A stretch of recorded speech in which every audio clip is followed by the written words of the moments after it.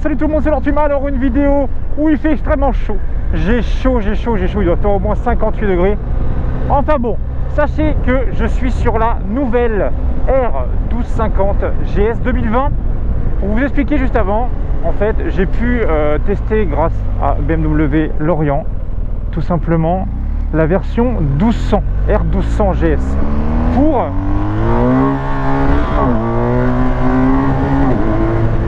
en fait me familiariser tout simplement avec la bête, parce que j'avais pu essayer il y a 3 ans la version GS, la version 1200, et je me souvenais plus trop entre guillemets vraiment de la sensation moteur. Donc j'ai pu rouler une quinzaine de kilomètres avec la version 1200 et ensuite je suis parti donc sur la version 1250.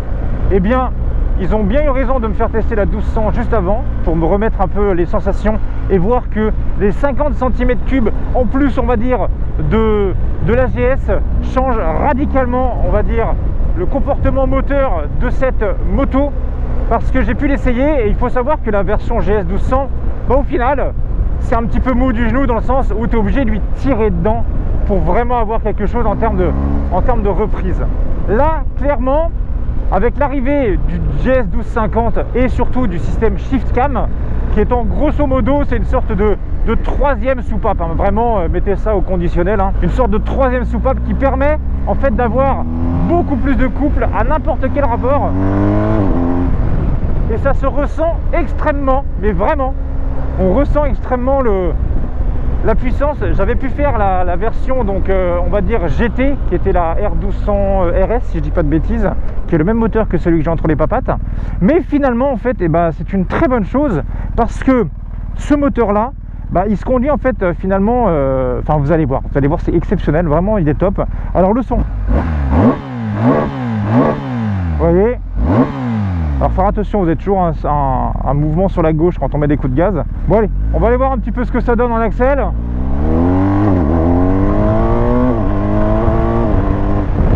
Alors vous voyez là ce que je suis en train de faire, ça c'est cool. Tu peux lever ta petite bubule tout en roulant. Donc ça c'est cool, elle n'est pas électronique, hein, donc là il faut lâcher le guidon quand même. Mais tu peux quand même le faire en roulant.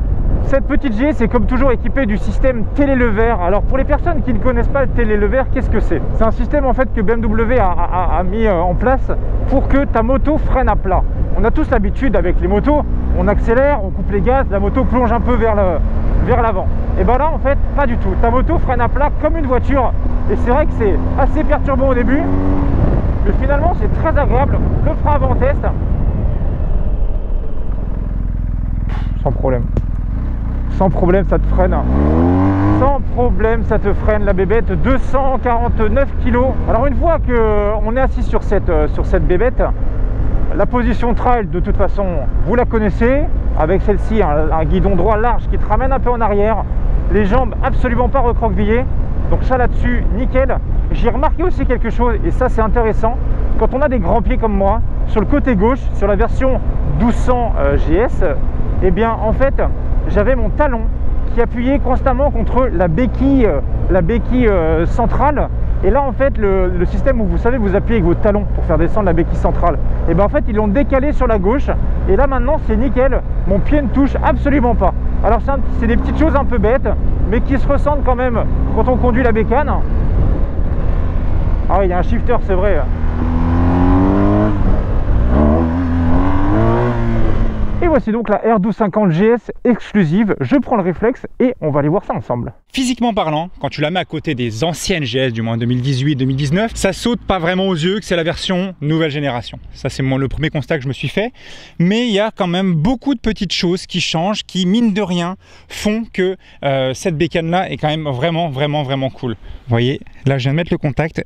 Vous avez les tout nouveaux feux avant LED. Alors je sais pas ce que ça donne de nuit par contre. Là je vais être honnête avec vous, clignotant LED aussi vous avez. La petite signature devant, très sympathique. De toute façon c'est du GS, ça se voit de loin, de très loin qu'on possède une GS. Le moteur, vous voyez, avec moteur à plat qui ressort avec la petite écriture, vous voyez ici sur le côté, Shift Cam. Alors concrètement, pour vous expliquer que cette moto, on a donc 249 kg.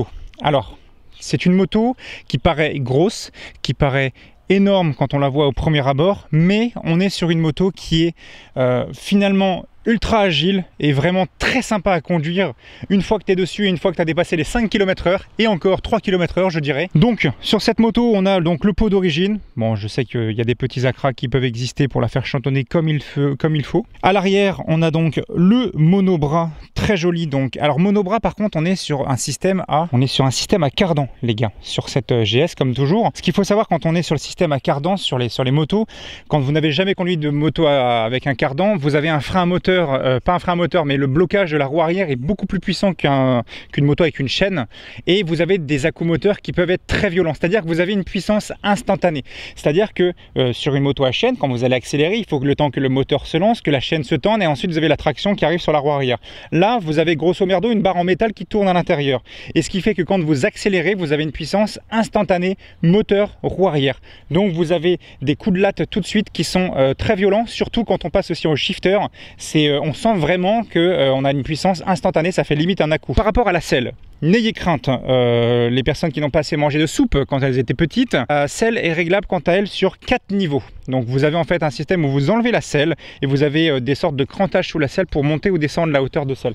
Vous avez 4 niveaux. Mais en plus de ça, si jamais vous avez descendu la selle au minimum, vous avez un système qui est vraiment très sympa dans la moto, c'est que vous avez un système de réglage de suspension électronique où vous pouvez régler donc la dureté, un peu comme l'Adventure, la 1290 Adventure ou la 1290 GT ou des choses comme ça. Dans les suspensions électroniques, vous pouvez aussi régler la hauteur, donc ça c'est hyper bien. Vous pouvez régler votre hauteur de suspension, chose que la KTM ne fait pas.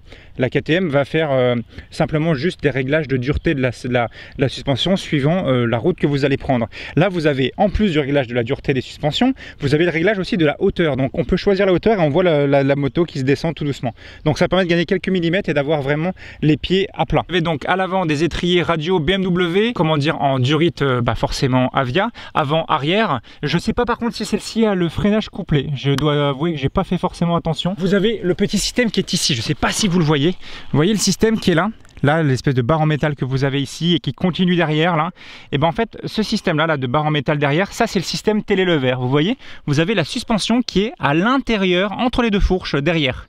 Et ce système là en fait permet à la moto simplement d'être constamment droite, donc ça c'est hyper cool. C'est très perturbant au début parce que tu as l'impression que ta moto plonge pas du tout, mais au contraire c'est très perturbant quand tu passes d'une GS à une moto normale. Tu as vraiment l'impression d'avoir une moto finalement qui plonge constamment de l'avant quand tu t'habitues d'avoir une moto qui est constamment droite. C'est très sécure, moi j'aime bien personnellement. Forcément qui dit GS dit forcément aventure, dit forcément on part loin, dit forcément on va aller jusqu'au bout du monde. Donc je vous expliquais en roulant, vous avez le système ici avec la petite molette ici en roulant. Vous voyez, vous pouvez monter ou descendre votre bulle. Vous avez le démarrage sans clé keyless ici. Donc là, je vous expliquerai juste après. Sur la version GS, vous n'avez pas de selle arrière chauffante. Vous avez uniquement les poignées chauffantes sur celle-ci. Hub ici pour l'allume-cigare en mini. Vous avez une grosse selle à l'arrière. Vous avez possibilité de venir mettre, comme toujours, le fameux top caisse.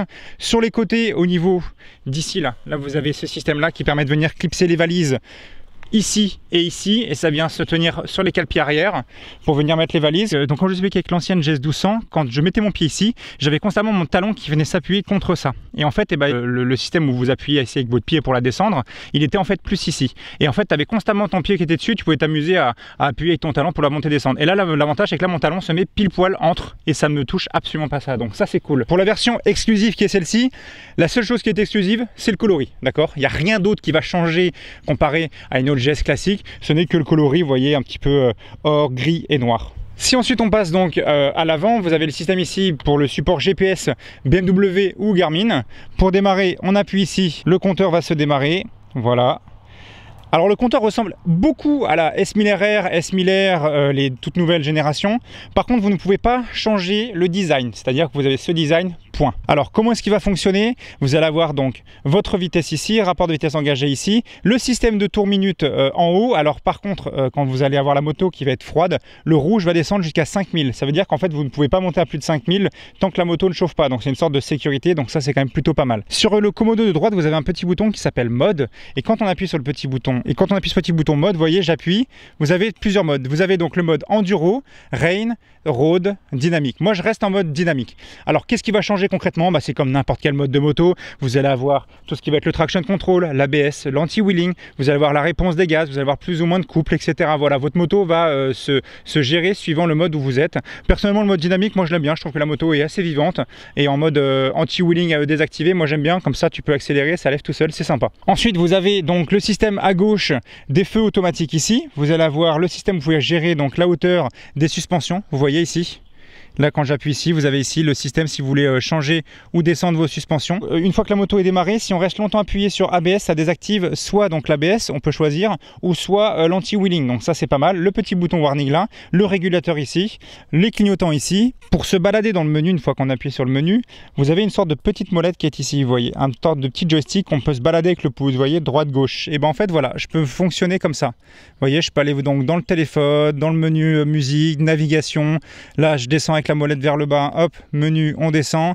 Et là, on a absolument tout. Vous voyez, la température du moteur, pression des pneus avant, arrière. Vous allez vraiment avoir tout de A à Z. Le compteur, je ne vais pas en passer 50 ans, mais vraiment, c'est un mini ordinateur de bord et vous avez absolument tout ce que vous voulez sur cette bécane. Donc ça, c'est hyper cool. I've been scoring, cheap thrills, bore me, blah blah, you bore me, caution, warning. I've been scoring, I've been scoring, I've been scoring, caution, warning. I've been scoring, cheap thrills, bore me, blah blah, you bore me, caution, warning. I've been scoring, I've been scoring, I've been scoring, caution, warning. Back in the cut like a scratch, never acting, I've never been. Shut up my words while you're holding your breath like an asthma attacking him. Why are you testing me? Can't be investing no time in this. Team so focused, we. Bon, excusez-moi pour ma coupe d'aube, il fait hyper chaud, je crève de chaud. Donc sur l'AGS, comme vous pouvez voir, quand même un petit poids conséquent à l'arrêt. Donc la position de conduite qu'on a, voilà, c'est guidon droit qui te ramène vers l'arrière, j'ai le dos droit, je suis vraiment bien installé sur cette moto-là. Vous voyez, quand je fais du 48, j'ai mon pied vraiment qui vient se caler pile poil entre. Donc ça me dérange absolument pas parce que d'habitude je m'amusais à faire ça en fait avec la version 1200 GS que je vous disais juste avant. Les cale-pieds ici ne vont pas gêner forcément puisqu'ils sont assez larges sur le côté, donc ça c'est parfait. Autre chose, quand on est grand et qu'on a des grands genoux et des grandes jambes, etc., ça vient s'appuyer contre le plastique qui est ici. Et je trouve pas qu'on ressent vraiment trop la chaleur, on va dire, de la moto. Le réservoir est très large, mais plus du côté du guidon. Au niveau d'ici, ce qui est bien, c'est que c'est quand même ultra fin entre les jambes. Donc on peut quand même se permettre d'avoir les jambes bien à plat. Ça c'est l'avantage, vous avez les jambes bien à plat. Si jamais vous venez faire du duo, donc ça c'est le gros avantage de la GS aussi en duo, c'est que vous avez des cale-pieds très larges, de grosses poignées de chaque côté pour le passager, une selle accueillante à l'arrière, vous n'allez pas être complètement collé avec une personne, donc ça c'est vraiment cool.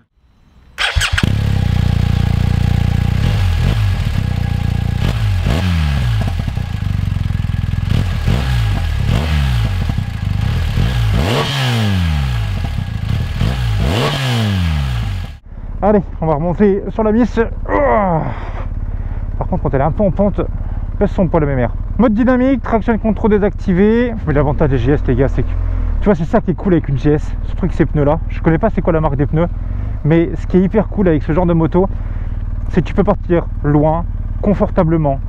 Tu as 20 litres de réservoir là-dedans. Tu fais quoi, 300 bornes avec, voire un peu plus. C'est des motos qui sont capables de tout faire bien, proprement. Après, ça reste des gros bébés, tu vois, mais tu t'amuses quand même. C'est vraiment des chouettes petites bécanes. Hein.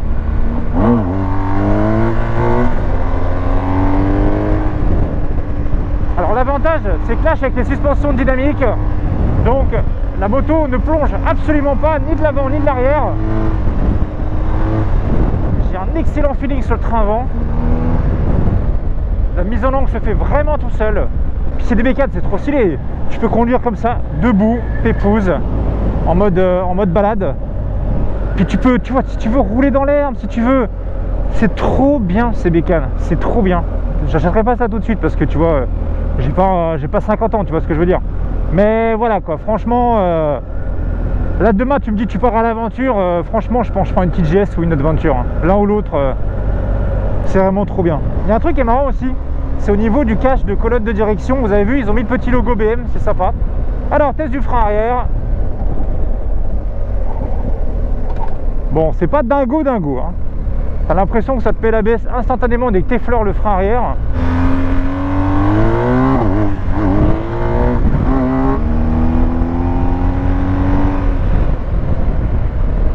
Et tu peux repartir, tu vois, vraiment, comparé, tu vois, le 1250, tu sens vraiment qu'il commence à tracter les 3000, tu vois. Là où la GS 1200, tu es obligé d'aller chercher 6000 à peu près pour commencer à avoir les bras qui tirent. Là, vraiment, dès 3000, ça brappe. Tu sens que ça te propulse vers l'avant. 136 chevaux présents. Mais ce moteur-là, je l'avais déjà surkiffé, ce moteur-là, avec le test de la R1250 GS. Non, avec le test de la R1200 RS, si je dis pas de bêtises.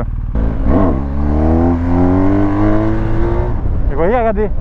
Quand on freine fort, regardez, là je commence à freiner fort, regardez, la moto, elle, ne plonge absolument pas. Bon, tu repars en troisième. Aucune vibration dans les cale-pieds ou dans la selle. C'est très clean. Ce qui est sympa avec ce genre de moteur, tu peux rouler cool, tu vois, vraiment au couple, la barre régime, la moto reprend très bien. Et quand tu as vraiment besoin de puissance, tu la laisses monter dans les tours. Et rien à dire, après c'est vraiment, mais alors vraiment top quoi.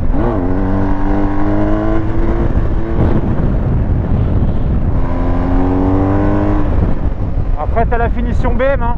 Là-dessus c'est comme Triumph, rien à dire, c'est carré. Est-ce qu'il y a des possesseurs de R1250 GS dans mes abonnés là? S'il y en a, manifestez-vous en commentaire si jamais vous avez d'autres choses à rajouter. Moi en tout cas c'était un pur kiff. Bah, franchement le 1250 je le préfère 100 fois plus à la version 1200, ça c'est clair et net. L'agrément de conduite, le couple en plus, 18 Nm de couple en plus, 18 Nm de couple en plus comparé à l'ancienne, ça paraît rien mais quand tu les as c'est quand même beaucoup plus sympa. En tout cas, un énorme merci encore à la concession BMW à Lorient de me prêter tout simplement cette petite GS. N'hésite pas aussi à venir te follow absolument ma chaîne YouTube. Si ce n'est pas fait, je t'invite à le faire tout de suite, là, maintenant, s'il te plaît, pour que nous arrivions tranquillement aux 300 000 abonnés. Toutes les personnes qui veulent me suivre sur mon Insta, alors puis ma YouTube. Et je vous fais plein de gros bisous et à la prochaine. Allez, ciao, ciao, salut tout le monde.